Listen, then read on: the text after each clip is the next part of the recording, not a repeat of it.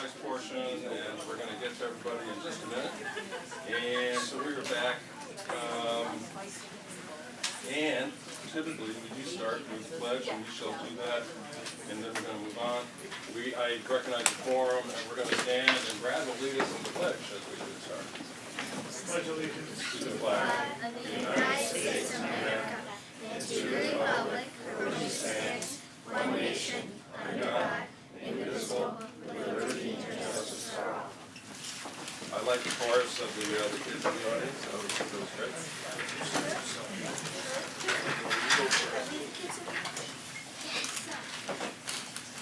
And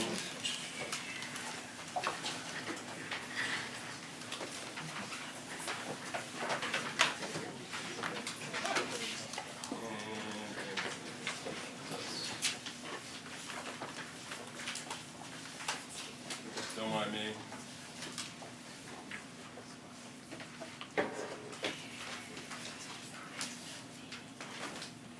So Dr. Brown, can we just move to the student case study, and then we'll move on to all that, like boring business that we have to do?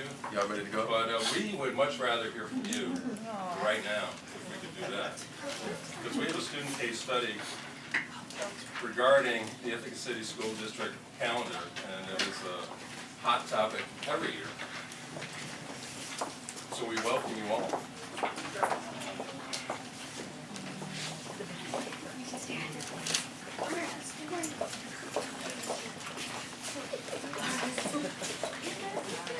Alright, hello. So we are a group, well, there are 4 of us right now, but we are a group of 6 seniors at LACS, and we're working with 4th graders at South Hill on this project. And so we are doing this as a part of a graduation requirement of ours at ACS, which is anti-bias or facing bias. It is, we have to identify a bias that we have and face it in the form of a project. And so we chose to do this by creating a survey and on how kids 3rd through 12th graders see religion and culture and how it is represented within ICSD. So why are we doing this? You can go to the next slide. Okay, thank you. So it's a graduation requirement, facing bias, but there's also the anti-marginalization curriculum, case study design within ICSD, trying to just getting out representation matters. We want to see a community that is fully representative of all people that are a part of it. And we feel as though this is a big part of the bigger picture when it comes to creating a school district that is equally aware of all people. Equity in ICSD is a step that can bring us closer. So, Okay, so here's our proposal basically before we get into our results and stuff. First we want to recognize that of course there are many complicated factors that go into creating the ICSD calendar. But through our data collection and our learning, we believe that these following steps will help more students to feel valued and included. So our suggestions are first to create a more culturally inclusive ICSD calendar, such as through the survey we found that many students thought it would be meaningful to have school closure over Eid, Yom Kippur, and Rosh Hashanah, to name just a few. Also to increase culturally responsive policy and practice within ICSD, especially in terms of teaching practices in grades K through 12. And lastly, clarity on policy and practice around assignments due during cultural celebrations. Go to the next one, and then they're going to explain their process. Okay, so we discussed what it means to feel valued and be included in our school community. And we concluded that when our culture is included in our school community, we feel valued. We noticed that a classmate had also had to miss school because of a special family celebration. Our class looked at calendar data from many school districts across New York and found that most calendars did not include a representation for other cultures. Districts did include days named Good Friday, Rosh Hashanah, Yom Kippur, and Eid. We needed more information, so we invited community members into our class to interview them. We interviewed Barbara Glass and Mr. Burton, the president of Islamic Society. We feel it is important to include the cultures of our 4th grade classmates whose celebrations are different than the majority of us into the calendar so they can feel valued. So now, nice job. I'm going to explain like our process and how we sort of merge. So LACS, as Jaden explained, has like this facing bias requirement for all students to do, and for ours we decided to develop this survey surrounding the themes of inclusion and cultural holidays like they have been researching. We had the survey approved and then distributed it to 3rd through 12th graders, and we got almost 600 responses from all the grade levels. Then LACS and South Hill students met with Dr. Brown, Lily Talcott, Adam Piasecki, and BOCE's district superintendent, Jeffrey Madison. Then the LACS and South Hill students met to analyze the results and discuss steps for moving forward. There was also an informational meeting with superintendents and IAT representative, and then lastly and currently the presentation to the board. So results, we got almost 600 results for our survey, which was sent to students at all schools through 3rd grade through 12th grade, which is awesome. And we just wanted to share a few of the responses because we had open response questions. So one of our questions was, what does it mean to feel included? So one person said, to feel included means to me to be fully involved with whatever and whomever, to feel welcome and free, and to be completely honest in a whole version of myself. One person said, for me, what inclusivity means is for everyone to feel accepted, welcomed, and safe when brought into a new environment. It means everyone is accepted for their differences and is respected. And as Isla mentioned, the main group of people who, or the largest group of people who wish their cultural holidays could be more acknowledged was Jewish students. So. All right, so next up we have a couple of graphs, just with some more statistical stuff from the survey results, and we have those with a couple of questions. So this question, if you had to miss school, did your teacher still expect you to turn in assignments that were due the day of your religious practice or holiday? 70% said yes, 30% of the students who answered this question said no. And next to pie chart we have a couple quotes that I'll read off quickly. One student said, in response to this question, again, this is very frustrating as I have to catch up on work I missed for religious reasons, which is something that would never happen to someone who celebrates Christmas. Another student said, it is kind of annoying and stressful because I take the day off to go to services, but then I have to make up the schoolwork, even though these holidays are supposed to be days for prayer and family and no work, especially Yom Kippur because you fast. Sometimes teachers know, though they don't schedule tests for that day, and they are usually very understanding and supportive. Next question, do you feel as though ICSD has or is biased, is or has been biased to any particular religions? This one's pretty split down the middle. Roughly 33% of the students who answered this question said no, roughly 30% said yes, and around 36% said maybe. And a few quotes from students. One student said, there are other religions that celebrate other holidays, and the people who follow those don't get a 2-day or potentially week-long break from school for those. Another student said, those who identify as Jewish have to take days off from school and miss various assignments and projects due to their religion. And another student responded, while I know nothing of the systematic functionality of ICSD, I can confidently say that there are few things to prevent racism against indigenous peoples or any other non-white folks in the district.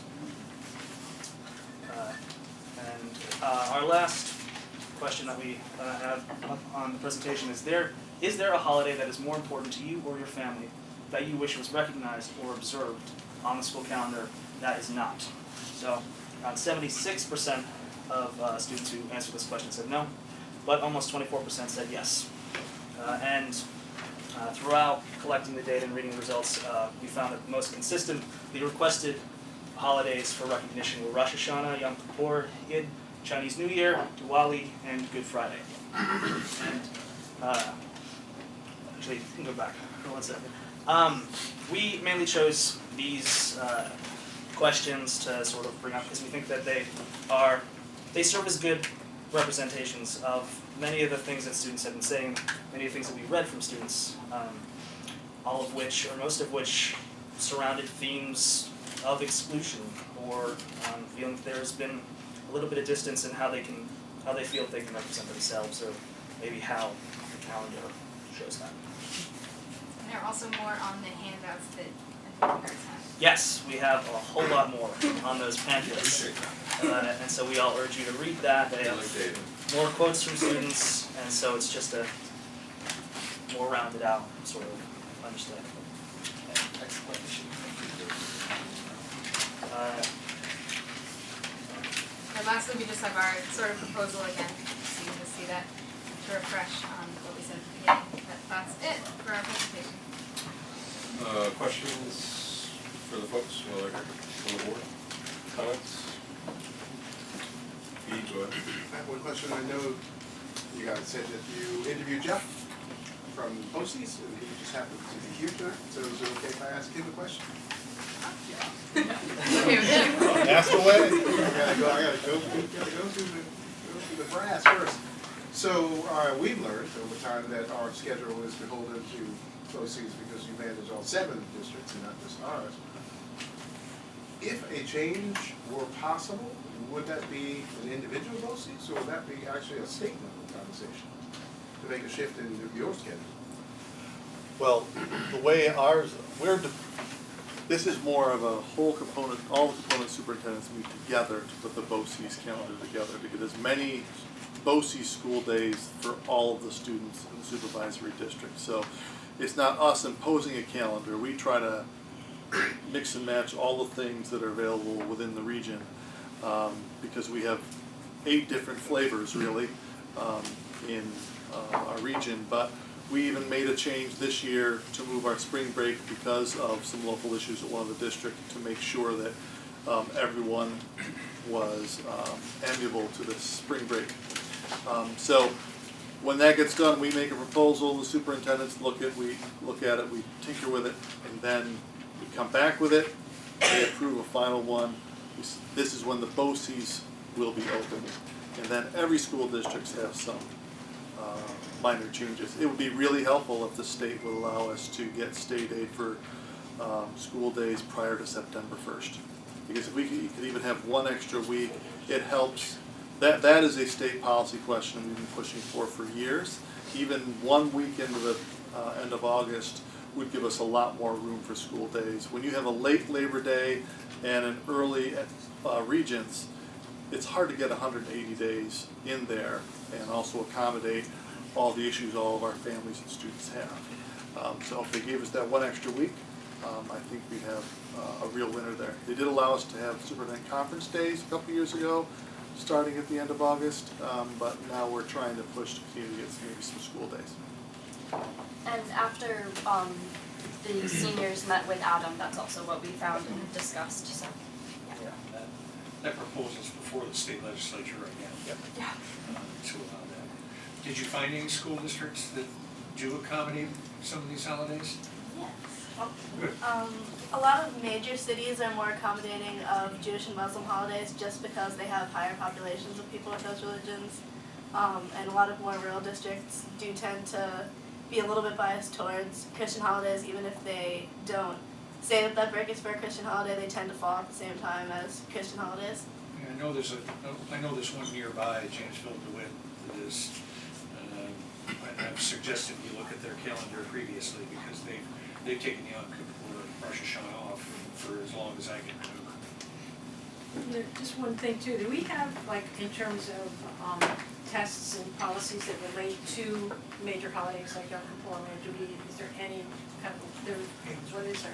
So, because I mean, I do think there are some things that you can control within the school district, which is if a person is out for that reason, having some time that they're able to make it up and not have to make it up that next day. I think that's already on the policy now. Whether that's the practice is something else we can have a conversation about as well, right? Yeah, that was one thing we were discussing, was like the discrepancy between maybe the policy and what actually happens in the classrooms. And I know New York City in particular also gives, particularly Yom Kippur and Rosh Hashanah off. The question for me is be interesting things like New Year and Diwali and the festival. It raises some questions I think that would pose a very creative solution to a calendar and trying to figure out how that. So hopefully we can continue having additional conversations, seeing what that may actually look like. Any change would obviously disrupt other breaks. I think people feel like they have a right to those breaks, but that shouldn't be the case. But trying to figure out how we can be inclusive, and so I'm greatly appreciative of the research. I know we have the exact same conversations at Ithaca College around the semester schedule, in particular where students who are non-Christian also have the exact same experiences and talk about their forms of exclusion. So thank you very much for this. I'm looking forward to where this brings us. So I've a couple of comments. One is that you're dealing with two issues. One is looking at days off of the calendar to honor various religious holy days, and the other is, although the district allows students to take those days off if it's part of their religion, what is the workload and expectations, and are you being treated unfairly in that way? And as a member of a Christian family who does not celebrate Christmas on December 25th, because that is not our religious belief, my daughter dealt with this, any time that January 7th fell on a weekday, and I'm not unaware of what you do, but there are no Christian religious holidays in the middle of February, for instance, when we give a week off. That is a week that is not religiously based at all. And so it's a complex issue. It is certainly one that we have had brought before the board every year in consideration in making up the calendar, and sometimes things work out and sometimes they don't, and sometimes working out what we think is a solution can often cause incredible hardship to hundreds of families, if not thousands, in this district. I remember the year we did put in Rosh Hashanah and Yom Kippur, it meant that we started later and left literally thousands of families without any reliable daycare when the college semesters started up. So it's a delicate balancing act. It's one that we are always willing to look at and work harder to be better and more inclusive. That's one thing that was brought up actually by the fourth graders to us, was some of the families had concerns about that, although they were supportive of us talking more about religion in our district. There are weeks in this town when there is no daycare available, and since education is the major employer in this city, there is not the option for parents to take off work during those days, and that is an economic reality. Just a quick, I can appreciate that, and I understand, it makes complete sense, and I understand that. And what I also heard from our students today is that oftentimes inclusion is not decided by the majority. And so we have to find ways to be creative to try to fix these issues, to make sure that everyone feels included, right? Is that what I saw from your research? So I want to thank you for pushing us to try to reconcile that gap. And it may take us a while, but trust me that we'll be looking at this for quite some time. Thank you so much. And thank you for the best discussion regarding the calendar ever. It's been a struggle most years, but anything else, E? Just want to thank Indigo. I don't know if you got a shout out yet, and your partner was down there, Sam. I saw them working with the kids. Very good work, kind of amazing. And Young People, I just want to applaud you for the quality of what you put together here. This is better than, let's just say it compares favorably with very many people who sat or stood where you were standing. So thanks for the research, thanks for the production, thanks for the conversation. Thank you. Thank you.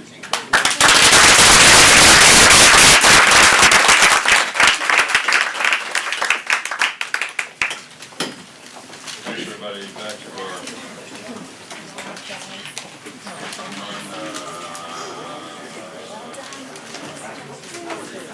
Thank you. Brad, do we have one modification? Yeah, one modification, if we could add supplemental personnel authority dates today to consent.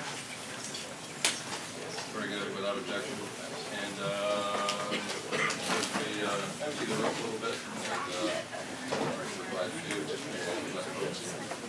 There is school tomorrow, right? This President's Week thing, I still don't get it. To me, it's President's Day off, and but anyway, just make a poll and discuss it. Come on, really? But now we'll just roll to public comment and see if there's anyone that wishes to speak. Yeah, we do have 2 folks on the list. I think our other folks just spoke, and I believe I have Jonathan Jed and Marcel Campbell. If I said that right, I apologize if I did not. Yes, that's right.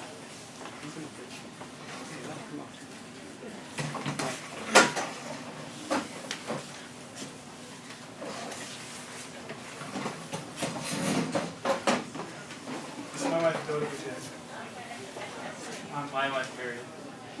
I see. As far as we understand, y'all have been discussing an appeal that we made to the Board of Education earlier this evening. And we just wanted to, more than anything, just introduce ourselves and just meet face to face. I'm sure the best way to do that, so we heard that we could come and sign up and say hello. We just want to just request that you all would help us find a way to somehow satisfy the state's interest and also not enforce or compromise what our convictions. I think we've spelled it out as clear as we can without more dialogue from you all. And the things that we had submitted, I hope you all had a chance to review. So that was really our intention for coming here. You all have any questions? Or we're not so sure of the process yet. This is a normal form. So. Right. It's a public comment period. You have 3 minutes to talk about anything you like, basically. And typically the board can ask questions, but it's really your opportunity to speak, and we have an opportunity not to respond. We typically can or we don't. So more than anything, that was what we wanted to kind of say. Please help us find a way. And even if that means going to the next level, which might be the Commissioner of Education for the state, we're not quite sure the process, and I'm sure that help us figure out how to go forward and make our appeal there too, if that's what's the next step. So, we wanted you all to know that we're conscientious and people we want to be friendly on friendly terms. And I hope that was clear through what we had submitted. No, absolutely understood, and much like the calendar, we are governed by state law as well. Yes. So We understand that. right. So We we do understand that. obviously So wherever we need to go with that, we're willing to go. But we do have, conviction that we stand on this. But we felt it would be important to meet all of you and just say hello. We're available if you ever want to talk to us. very good. We've said it in our letters. Please come and see what we're doing. Invite any of you to come and see. We'd love for you to come and see. Our lives are open. So that's all pretty much. We just wanted to be here and establish some friendly conversation with all of you. Our whole intention. Thank you. Thank you.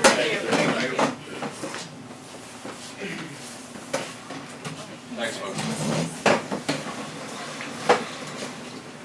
And speaking credits, here you go. Hi, go ahead. All right. So that's for main events that happened in the past couple weeks.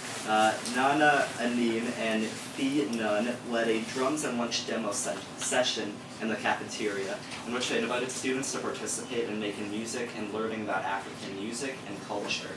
They started in the cafeteria to get students interested, and now will be offered on Tuesdays and Thursdays in another room for other students who would like to continue learning.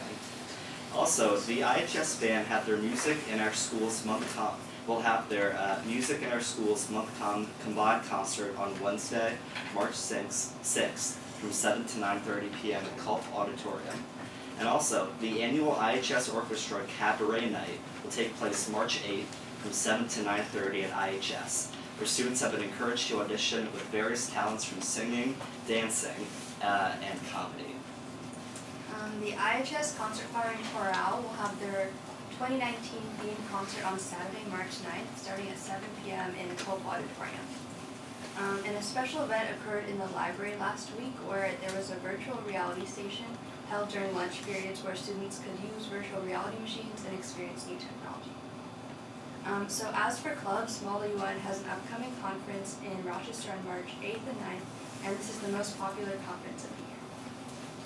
For more club news, on February 9th, the Ithaca High School grade team went to Geneva High School to play at the Geneva Invitational Tournament. And not only did the brain team go undefeated there, but they set the highest ever points per game record in the history of high school quiz bowl. And as a result of this performance, they moved up to 11th in the national rankings, and they're looking forward to a national championship run this year. It was all over the press. Yeah. I saw that, yeah. It's like, well, sorry, go ahead. So for more excellence from IHS, spring sports are starting next week. The ski team competed in states yesterday and today, and we're looking forward to hearing how they did. Over the weekend, 4 IHS students qualified for indoor track states, which will take place this coming Saturday. And the week before winter break, the boys swim team won their 3rd straight stack title, which is their 8th in the last 10 years. Excellent. And girls basketball is in the sectional, I thought, it's coming up, is that? Yeah. I forget when that is. Later this week or? That's, I don't know. I saw the coach on Saturday, but so they're still winter sports finishing up, and hockey still. Hockey is playing this weekend in a state quarterfinal. There's a big lag between the regular. Thanks for the guy. Alicia. Okay, well, 2 weeks ago, LICS had its first Infusion Week. Infusion Day / Week is an LICS tradition usually put together by the seniors, dedicated to the discussions and workshops most commonly surrounding social justice movements, and this one particularly involved youth involvement in social justice movements. We have an annual Infusion Day, but this year a couple of younger students, not seniors this time, decided that the topic of youth activism was too important to limit to the discussions for just one day. So throughout this week, well, it was 2 weeks ago, throughout the week, the LICS curriculum was based around workshops and infused classes on youth activism, both within and without our ICSD community. And then the LICS Spanish trip, the Katrina relief trip, and the service class trip, which works particularly with the Akwesasne Freedom School, have been working to raise the funds necessary for each school trip. So far, they have all been successful, and they're on track to meet their fundraising goals because of their dedicated hard work and individual belief in each cause, and the upholding of the strong ties LICS has with the greater community, both in Akwesasne and New Orleans. And yesterday, we had our first community meeting, which took place for 10 minutes in between 6th and 7th period. This was a time for students to share important announcements. It went very smoothly, and it was our first community meeting that we have ever had. And then 2 weeks ago, students put together a Black Lives Matter in School Day of education. It was a day of education and acknowledgement of the topic. One of the things that students did was there was one day dedicated to everybody wore hoodies with their hoods up, and in acknowledgement of some of the shootings that happened. And we showed a few movies and interesting things that helped educate students on Black Lives Matter in school. So that was put together by 10th, 11th, and 12th graders, with some help from some middle schoolers, but it was mostly schoolers. Very good. The board has already talked tonight, and responded to previous. Anything else at this time? Are we good? Thanks, students from everywhere. Consent agenda? I'll move the consent as presented. Second? Wait, that's not yeah, exactly. Any questions regarding the items there? We're good? There's some therefores and whereases. We're good? Pay extra for those. Move seconded, oh wait, we're all good? All in favor? That is everyone. And thank you for that. And so we're just gonna slide down. Dr. Brown, we'll go to you, then we'll get TSD hosted. Thank you. Lily, you want to do it now? I'm going to invite Lily Talcott up to take this time. We want to give a quick update on some capital project work that we've all been engaged in. We want to use this opportunity to share. Hey, thank you Yeah. for the opportunity. Good to see everybody here. Wow. So you're a part of this, and okay, good. Yeah, it's the last hurrah. Rob, I may not be here at the next board meeting. It's possible. I mean, 8 days away from my due date, so we shall see. We shall see. So we get, kind of a head, well, I guess this is the heads up. I mean, Dr. Brown will let you know. Is there something going on that I'm not aware of? That's great. Thanks for the opportunity to talk a little bit about our capital project that is coming up for a vote from our community on May 21st. And we wanted to let you all in the community know just a little bit more in depth about some of our instructional innovations that we're going for as part of this project proposal. So as you know, there are 3 big components that we're talking about in relationship to our capital project, and addressing our physical spaces through teaching and learning innovations, which I'm going to talk about briefly this evening, infrastructure, and safety and security. So let's dive in. We are looking at $120 million bond project over the next 10 years, and we are looking at making some changes in some of our physical spaces in order to rethink those spaces to better match our beliefs about great teaching and learning. Okay. So what might that look like? We know that we have some large spaces that we'd like to shift. So right now we have York Lecture Hall, and actually I'm going to. Thank you, Lily. That was driving me crazy. I can tell, Rob. Brown to Gotcha. do that for you. But, no. I've got heels on.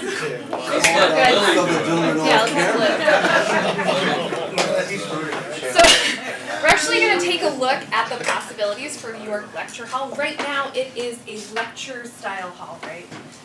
So all of the students face one speaker in the center. That doesn't match what we believe about good teaching and learning, right? We want it to be much more flexible. So we're going to take a peek actually at the floor plan in just a little bit. We're taking a look at some STEM labs and ELA labs in our high school. And the things that are bolded, we're looking at addressing in our first phase, which is that first 3 to 4 years of construction. We're also then later on looking at some library upgrades throughout our community, so within high school, our elementary schools, and our middle schools as well, and some maker spaces. Right? So we know that kids engaging in creative learning through the makerspace movement is really empowering and allows kids to engage with one another and in learning in ways that are much more innovative than some of the ways that we have right now. So we're looking at making some shifts there. We're also taking a look at some of our athletic spaces, right? So we know that a lot of valuable learning takes place within our physical education spaces. So again, these first ones that are in bold, we're looking at addressing through that first phase. So turf replacement here in our stadium, the track replacement also, we know that that's nearing the end of its life. We're looking at natatorium upgrades, so our pool space needs some help for sure. And tennis court fields also need some support in terms of drainage. So we're looking at those more toward the beginning. And then we're going to be looking at fields throughout the district and gymnasium and locker room upgrades as well later on. We're also looking at our fine and performing arts spaces as well. So for those of you who have been to Boynton or DeWitt and seen one of our fabulous performances there, you know that those auditoriums need some help, and the carpeting that is on the walls there needs to be adjusted as well. So we're looking at making some changes as well through the capital project there. We're also looking at elementary performing arts. There are some of our stage spaces that we know need to be more accessible and more easily accessed for our younger students to engage in the fine and performing arts more readily. Band and orchestra practice rooms at our middle schools as well. And we're looking at Culp Auditorium, making some upgrades to allow that entryway to become more of a gallery for students to have authentic audiences show their work. Here's the floor plan for York Lecture Hall, which is kind of exciting. So this is a first peek. So currently, this whole space is tiered seating, right? With one central speaker, right? Focus on one central speaker. So what we're looking at doing is actually breaking this up into two components. So we'd have a large flexible learning space here with some door access to allow it to be more open to the hallway. This is in K building, by the way, in the high school. And then these walls would be mostly glass to allow for this space to be used across both spaces, right? So then we would maintain some of the lecture hall style stuff here, but actually make these movable. So the chairs and the tables that would be here could be flexible. We could move them down here and create configurations. So there's a larger space now down here, or there would be a larger space down here that would allow for more flexible table usage, etc. And we're also looking at AV, some AV upgrades as well, to allow sound and visuals to be piped through the whole space as well. All right, so if we zoom in just a little bit more, just go to the next slide, it's zoomed in. You can see that a little more closely. It's also allowed for some language lab space to be maintained for students to practice, since that is in the language hub right now. And one last slide, thank you. This all will come to vote on May 21st. We certainly can't tell you how to vote, but we hope that people do go out and vote in our community. Thank you, Lily, for that update. Any questions on capital project and where we are, Karen? Some flyers and the communication blitz is going to start here in the next couple of weeks, so you're going to be hearing and seeing much more about this upcoming vote and the project in the coming weeks. We have been working on this for a while. We've been working on it for a while, but hopefully this is not news to the board, but yes.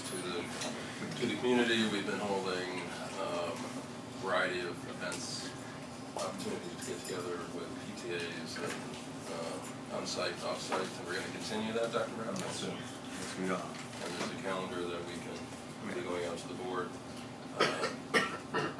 consistently. Consistently, yeah. So we just wanted to take tonight. We're going to talk about this at every board meeting going forward and giving updates throughout. So thank you for the opportunity to stay.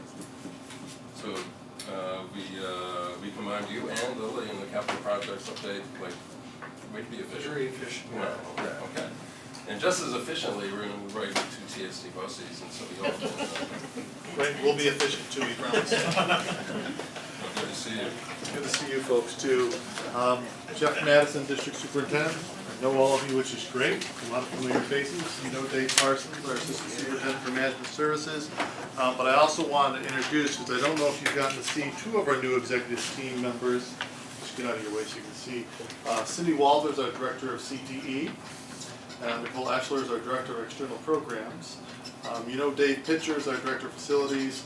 And Barry Durfel is currently our Assistant Superintendent for Instruction, but he has notified us that he's bailing on us on June 30th for this wonderful thing called retirement. So we just want to make sure you knew that he did come down here, give you one last shot at him if you have any questions. Can you retire when you're that young? I know, it's hard to believe. Let me go ahead and have a seat here. So we want to go through our program administrative and capital budgets for you. You have to present a three-part budget. We have to present a three-part budget. What's different for us is obviously the way that the budget gets constructed and the way it gets approved. So the program budget and the capital budget are what they are. Their capital budget is designed to meet the capital needs, obviously, the BOCES. Most of it is stuff that's already once been voted on by the school districts, so it doesn't have to be re-voted on by the school districts. The program budget is really the business end of things, where school districts choose the things that they want to share and run through a BOCES program.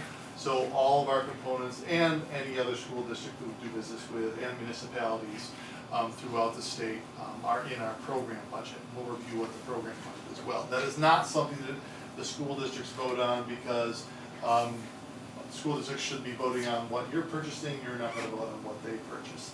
The one portion of our budget that the school districts boards do vote on is our administrative budget. It really is the back office operations to make the BOCES run. Plus, as you're well aware, all of the retirees costs for any program that a BOCES runs goes into the administrative budget, unlike what happens in a school district budget. So that also is a portion that's voted on by school districts. So if we go to the first or next slide.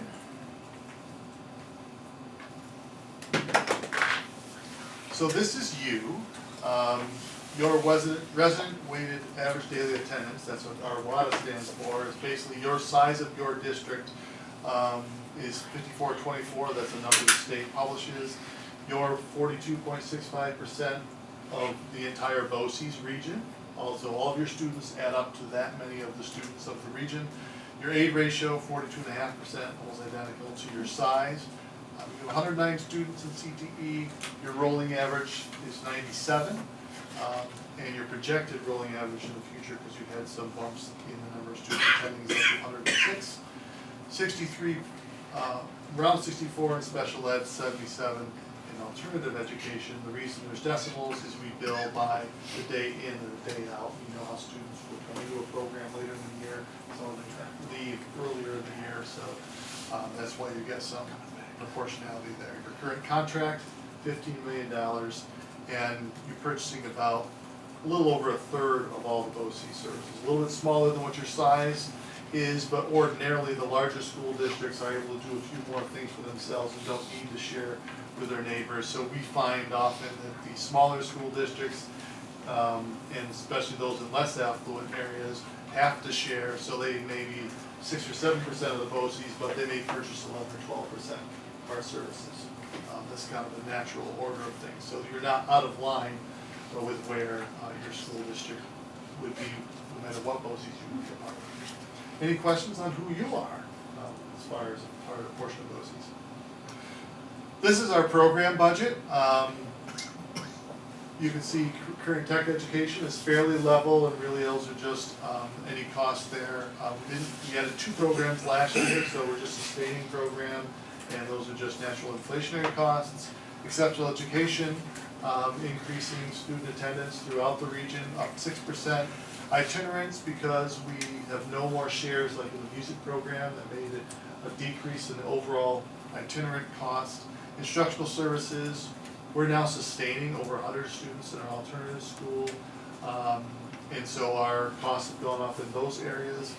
Instructional support, again, that's just really more of just a regular inflationary cost. Non-instructional support, you can see a big bump there. It comes from 3 major areas. I'll go with the negative first. The negative first, we got a brand new 40% increase bill from the county for solid waste and recycling in 1 year, year. All the nonprofits that run their own trash and recycling service got the same increase. That would include, you can think of other larger nonprofit entities in the area that got the same increase in their bill. Got it. And so that gets passed along to our customers. We have 16 districts that we serve in that area. So those are the negative one. The two positive increases is more customers for our energy management service, and we're also offering additional service within that service, and people are purchasing that. And a very large increase in school districts around the state purchasing Navigate Prepared through our health and safety service. We're able to support them with their plans. We're able to support them with that just-in-time notification piece. Very interesting product that we piloted that suddenly became essential to people. We have 55 school districts purchasing from us in that area, so we've had to add personnel. So in you're that. the regional provider for that? We really are a regional provider for that. Almost the entire joint management team area, all of central New York, and then some people around the state also purchase that from us. And we service it behind the scenes with our health and safety folks as well, who are now very, not that they weren't busy before, they're now very, very busy. And we service cross contracts for you. So that's all business stuff, people making choices on what they're gonna purchase. Jessica's non-instructional went up 13.57%, but your costs went up 13.5%. That's just increases in business for the most part. Any questions on our program? Okay, great. Total change in our budget, 4.74%. That's almost identically cut it in half. Half is inflationary costs, and half is increases in business. It's a $2 million increase in the overall budget. Most of that is, you'll see when you see our administrative budget, most of that is increase in business. And we already went over which ones went up and which ones went down. But we also facilitate over $2 million worth of grants that are included in those budgets for our region, including a brand new one that's not reflected here of $600,000 over 3 years for the Learning Technology Grant. So some very large increases in professional development available to your teachers and all the teachers in our region, facilitated by TST BOCES. And we're fortunate to get it. It was competitive in central New York, and we're fortunate to have received that grant. So those are kind of the operational things that are happening at the BOCES that cost us money. And the next part we're going to pass over to Dave Parsons to get into some of the nitty-gritty parts of our costs, personnel, and our administrative budget. So as it is with most budgets, salary and fringe, the people in the industry cost most of our budgets, the biggest chunk of that. For next year, our salary increases average around 2.83%. That column to the right is what that increase represents in our total budget. So it's just shy of 1% is increased in just the salary lines. Our health insurance, I budgeted 8%. It looks like we're going to be less than that. But for budgeting purposes, I plugged in 8%, which represents just a little over 1%. And that also includes retirees as they leave and are entitled to benefits.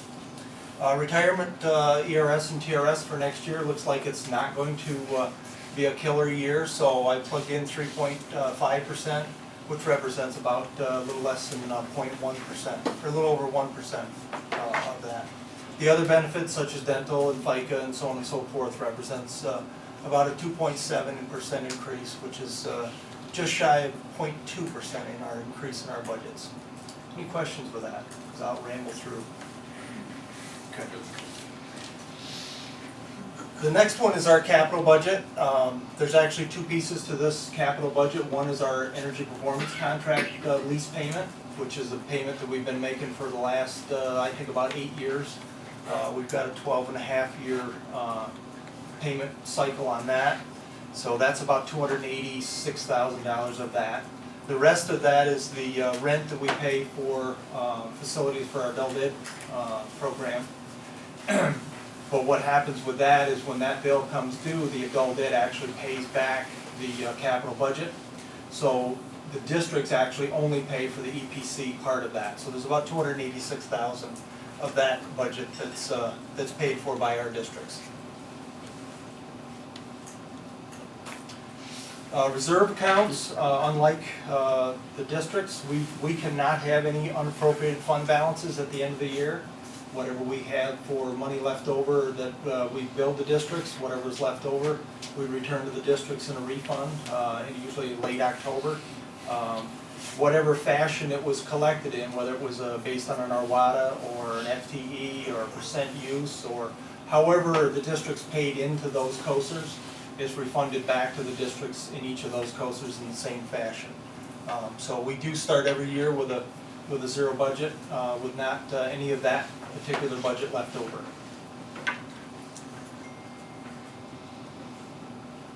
We are able to have a few reserve accounts. The unemployment reserve is we are self-funded for unemployment, so we do have a reserve for that. We are also self-insured for our dental plan. So there's the insurance and flex, that's in that reserve. These are numbers from our June 30 audited financials. We have added, actually this year for the first time, added money to our CTE reserve. We felt it was time to start adding to that with the way things were going. The way that works is you depreciate the equipment that you have in the CTE program, so that at the end of the term of its life, you've got some money to replace that with. So we're always trying to look for somehow or another to eliminate those spikes. And our ERS reserve is the same idea. With the ERS and the TRS rates being down, we're trying to put money away for those because we know it's just a matter of time it's going to go the other way, and we'll draw some back out to try to level out those spikes that probably will come again. I thought the market always went up. Yeah, that would be nice. Yeah. Our administrative budget is the one that you folks vote on. Each of the boards at each of the districts get a chance to vote on this one. This works the same way it does for the taxes, for the budget you folks put together that your constituents vote on. So once this is voted on and passed, we're locked into not spending one nickel more than what's in this budget. So we spend a little bit of time with this one. So you'll see that our salaries are up some, and they're all contractual increases. Equipment and supplies, I was able to keep those fairly flat.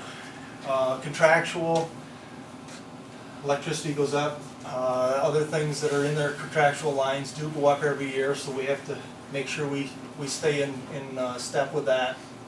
Cross contracts, those are things that our BOCES buys from other BOCES. An example of that is like the Erie Policy Manual service. We buy that from Erie BOCES. So that's just an example of what would be in that line. Transfers to the other budgets, heat and lights and all the other stuff that each of the departments in BOCES needs to pay for are transferred to other budgets within the BOCES. Our RAN interest this year, I'm actually proposing that I increase that slightly. Next year, it looks like interest rates that we're going to be borrowing at probably will be a little bit higher. You know, we can always hope they aren't on the borrowing side, but we always like it on the other side that they do. So the earnings side. Yeah. We always do an analysis of that, and we just did one last Friday with all the business officials to see, does that still make sense?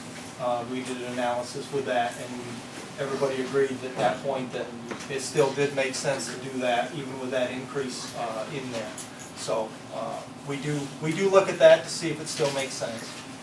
Our retiree benefits, as Dr. Madison said, everybody that retires from the BOCES that is entitled to any type of retirement health insurance or dental has to be paid for in that particular line. Other BOCES do transfer money in from the COSERs to pay for that. We actually are probably one of the few districts that don't transfer in. It's pure, where SED actually intended it to be. So we did look at that to look at what we're going to need to support that for next year, plus the new retirees coming in. So we do have an increase in that one. So given all those increases, it represents about a 3.56% increase in our budget. Taking out the revenue that we always try to anticipate, and I don't anticipate a change in those. So if we subtract those revenues that we anticipate out, and subtract and come up with what will be billed to our districts, it's about a 3.63% increase to our districts for the administrative budget. Any questions with that one? Because that's the one everybody gets to vote on. We good? Okay. So the next one is the voting process. Has to happen between the 16th and 30th of April. There's actually two things that the districts will vote on, you as board members will vote on. One is the administrative budget that I just presented, and the other is board members on the TST BOCES board. And we're, the four that are up this year for their terms are Candor, Dryden, George Jr., and Trumansburg. So that'll be coming out, and the actual vote date is on the 24th of April. So that'll be a chance for each of the districts to vote on those two propositions. And I think that's what we have. Any questions? And one question, it's not actually specific to this budget, but in relationship to the BOCES construction cap legislation that you guys worked on. Sure.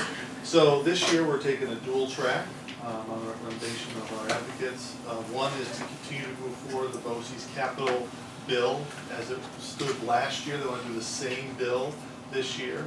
It's been vetoed 2 years in a row. We modified it after the first year to reflect the governor's veto message the year before. He vetoed it again with the message that since it was something that was not in the state budget and it may cost somebody some money, it needs to be in the state budget, so he vetoed it because of that. So with a brand new Senate and our former Senate sponsor being voted out of office, we needed to search for a new Senate sponsor. We found out today that Senator Metzger from the Hudson Valley will carry it in the Senate.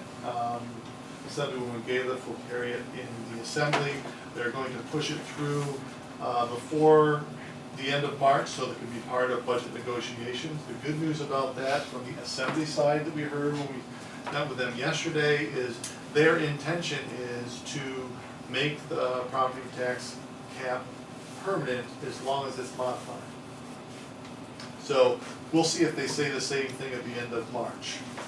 So they would like to see some modifications to the property tax cap, and right now they're speaking like they'll agree to a permanent cap as long as those modifications that they want occur. But we'll see once the pressure gets on at the end of March and they have to get a budget, an on-time budget, if they stick with that rhetoric. So that, we saw that as good news that they're taking that kind of stance and they want to see some of those modifications. The second tack is, regardless of that, we've put forth a proposal, just got bill language today actually, on an Excel proposal, BOCES Excel. Back in the late 90s, there was an Excel program that allowed districts to do some upgrades. It was a separate fund that gave you your BOCES, your building aid, and then paid you the difference between your building aid and your local share, so you were made whole. So the way it would work is it's the identical bill, but it's for BOCES. It works through the local school districts where you did a project and it has to either be critical maintenance or health and safety. Okay, so we're just trying to set up a fund so we can continue to keep BOCES updated and safe for children, and modern, a modern place that has the right upkeep and can be run efficiently. So you would get reimbursement for your by building aid, which is much better than simply BOCES aid, which you get now on a BOCES capital project. And then the Excel money would then close the gap for your local share for those type of things. So that bill, we're looking for sponsors. We think we're going to have them. No news on that right now. We met with the Division of Budget today on that proposal. That was the only topic we discussed with them. They had lots of very good questions about that. A couple of people in that office are familiar with the old Excel. Rob Mojica, who is the division, who's in the Division of Budget, was not there when that happened. So there's going to have to be some education with them if we could ever make that happen. And that fund would be up. Our initial proposal is $200 million based on the work we believe is still out there in all the BOCES of New York State. Where do you stand on the Grant for that first phase of some work you had proposed. I'm glad you asked. Yeah. Since last May, it's been on the bond council's desk up at DASNY. We've been after them, obviously, all he's gotta do is sign it and approve it, and it's done. Assemblywoman Lifton, her staff is now working with them to try to finish this thing, because it's just been frozen, and no matter what we do, they don't move it, and they give us the same answer. So we did hear from her office that they have. So what political appointee does he or she report to? And DASNY's board's appointed by the governor? Yeah. So it's the governor. So again, it's the governor. Right. So it is going through everything. Thwarting the legislature. Because that's assembly money, state aid to municipality, they allocate it. And so that money's been allocated 2 years ago and set aside for your BOCES project. But it needs to go through all those approvals, and bond council, before they issue the bonds, they can tell us to start drawing down the money, he needs to sign off on it, because you have to do that. So a question though, if that does get signed off on, does that have any impact on the budget that you just presented Does not. for this year? But would it for the following year then? It would be, well, because that's capital that is reimbursed in the same year, depending, we would also have to phase the costs on this, right? Because half of it is grant and half of it is local. We have to spend the grant first because that's reimbursement. I mean, we spend yours first, reimburse it from the grant, and then spend the grant money as local money. So we'd have to work with our financial folks on the phasing of the expenditure. It's kind of an odd way to pay for it, but hey, we'll take 50% of it in a state grant, as long as they'll eventually give it to us. If they would approve it tomorrow, you're breaking ground when, and then how long of a project are we looking at? Yeah. Why don't I let Dave answer that question? We believe that I'm gonna let you answer that question, because you have some interesting insights on that. We have not started design work, so we have to start design work, which, in talking with our architect, would take 6 to 8 months before the project would be ready to submit to SED. Once it's submitted to SED, it could take 40 to 50 weeks, for approval. There is an option now through the third-party approval process through city BOCES that can maybe cut that time in half, according to our architect. So that might speed up that end of it, and then of course you have to get it back after SED approves and put it out to bid, so you're adding another 2 or 3 months at the end of that cycle. So I'm starting to become less optimistic that we'll be able to do any work next summer. If we lost this summer, I'm worried about the summer of 20 now. So if we were to get maybe approval to start moving forward tomorrow, maybe we could hit next summer, but if it goes much more. Design development until No, the funding we don't have cash flow. You can't do an IOU to No, they kind of want to be paid for the work they do. And so there's no one, so this person doesn't have a pen, you know, the governor did not give this person a pen just to sign. So until he gets a pen from the governor, that's when he signs. Right. Correct. That sounds about right. The Commissioner of Education's on the board, Desmond. Just only 5 full were appointed by the governor. So Nobody from this region. I commend you for having advisors or yourselves to try to figure out the heads or tails of all this, trying to get this done. We talked about this when we were at the legislative that evening, and it was, there seemingly is no way forward. But as we talked about then, these are all our kids. These are our kids, and we need to make sure that, as we're talking about facilities and learning spaces for Ithaca City School District, that all our kids are in a facility that is safe, that's up to date, that it's the roof doesn't leak, or there's not big holes in the driveway, or so I don't quite get where the state is here. What's frustrating is it doesn't get any cheaper as time goes. Yeah, exactly. And we know how long it takes to get through. And as I recall, the nature of these repairs were somewhat time sensitive, weren't they? Well, we've had 3 of the rooftop units go down that we're going to replace since the proposal that we had to do with in-house funds. And, you know, so that they've reached their useful life, so they're gradually going down. And, you know, we had those buried cables and the buried gas lines. We just hope every day that none of that causes a problem for us. So far, so good. So we'll just keep going with the flow until they give us the approval. Okay. Thank you so much for your time. Thanks. Thank you.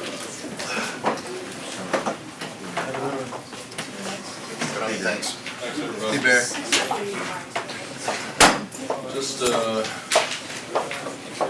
Just wrapping up a few items. Do we need just a quick update from work sessions, or do we present today, or what?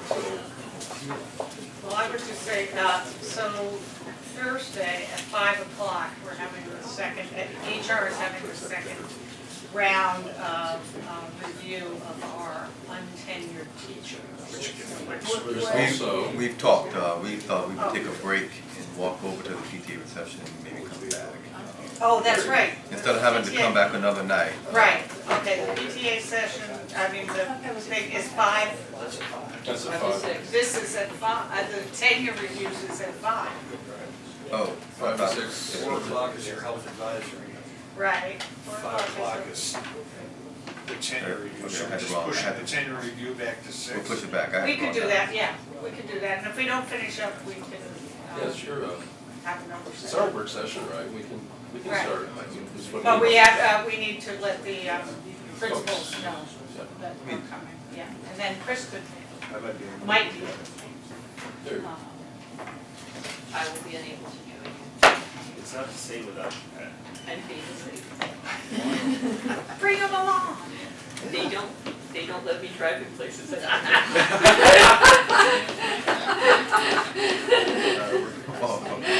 I've raised 2 kids, I'm joking.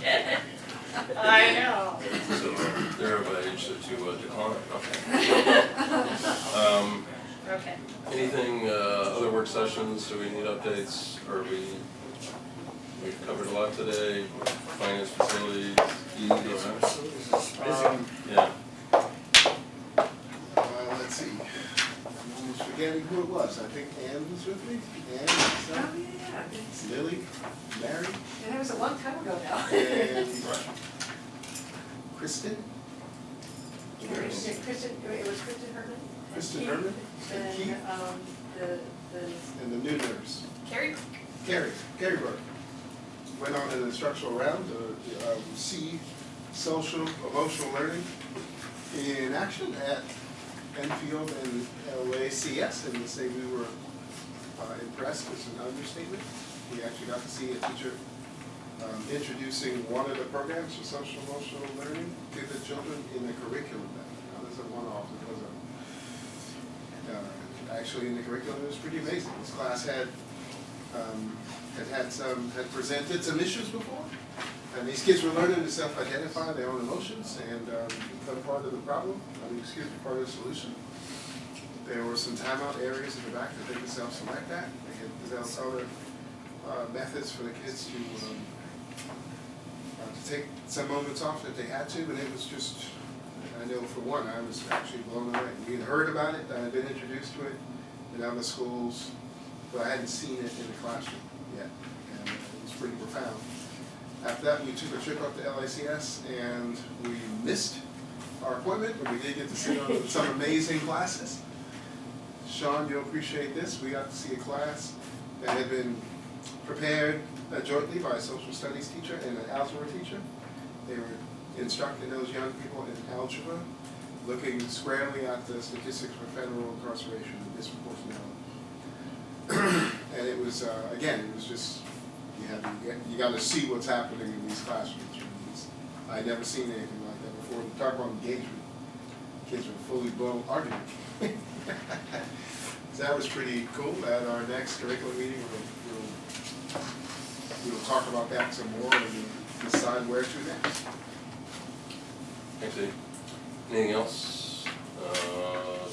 Dr. Brown, any other discussion items, updates? Just a quick update. We're prepping for the March 18th PLC Day, District-wide Professional Development Day, and that's going to be a day-long opportunity for us to talk about our 3 levels: culturally responsive practices, teaching and learning innovations and inclusion. We have over 50 workshops already planned that's going to be put on by our educators. So we're pretty proud of this day. That's going to kick off that morning at 8:30, I believe. I'm going to start today, and we finally have an engagement video that's not Moe's Bow Ties or Kane's Arcade. It's going to be our video around what does it look like to be engaged in a learning space. So we couldn't find one out there. We created our own, and we're going to unveil that at the PLC day on the 18th, and then we're going to have 50 workshops put on by our folks. It should be fun. Yeah. Yeah, we're going to send out today, just a save the date today, and we're going to give you much more at the next board meeting. I wanted to take this opportunity today to give Lily all the superintendent time. Very good.